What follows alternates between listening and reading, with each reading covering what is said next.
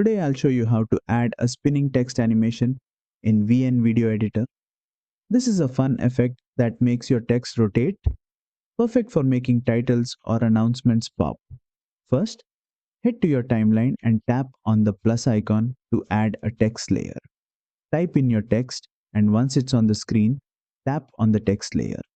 From the pop-up menu, choose Motion. Inside Motion, go over to the Loop tab. Here you'll find the spin option.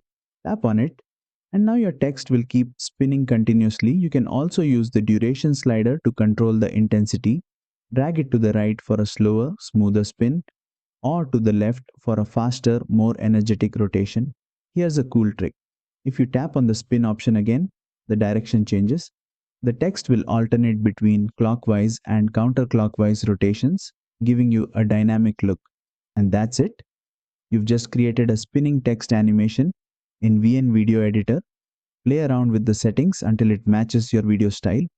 If you found this tutorial helpful, don't forget to like, share, and subscribe for more quick VN editing tips.